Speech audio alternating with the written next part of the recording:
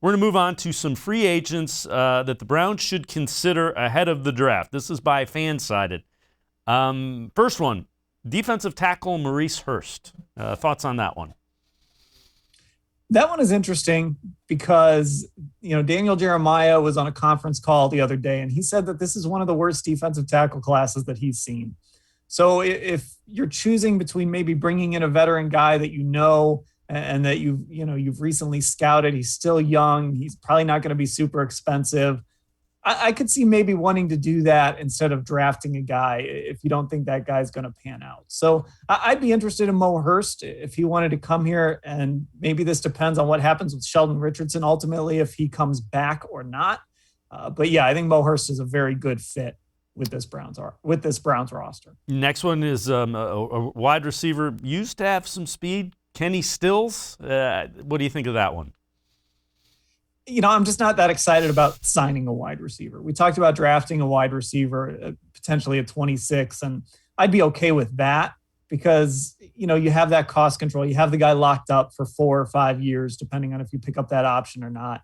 And you're kind of thinking about the future a little bit. I just don't think they need to add a guy like Kenny Stills, who would be more of a short-term option.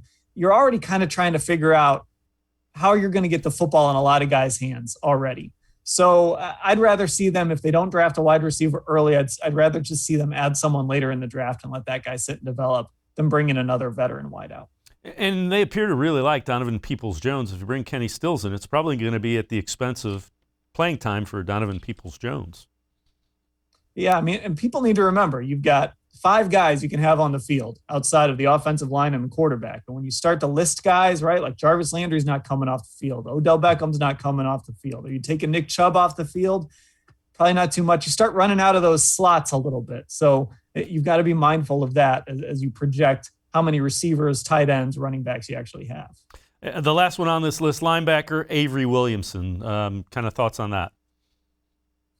This is another one that I'm not sure if it's a great fit. I was kind of looking at some of his coverage grades on PFF, and I certainly know those grades aren't always perfect, but he's not a particularly great coverage linebacker. I think that's something they value in the position. And again, I just think this is one of those positions you can address at some point in the draft.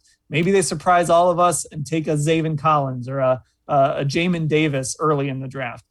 But I also think they can probably find a guy later in the draft who can help them at linebacker, who fits a little more of what they're looking for. And also, let's not forget, Jacob Phillips was a 3rd-round pick last year, and I think there's going to be some high expectations for him this season. Yeah, his rookie year was uneven. There were plays where you looked at him and like, yeah, this guy can play. And then there were others where it's like, boy, really needs to work on that. Yeah, he had these little flashes here and there where you thought, okay, maybe the Browns really found something here. But that's sort of how Andrew Berry views the draft. Guys don't necessarily have to come in and be superstars right away. It takes some time to develop. So let a guy like Jacob Phillips come in, get some playing time, see what you have, 3rd-round pick, and now this year's kind of the year where you want to see him settle in and make that leap.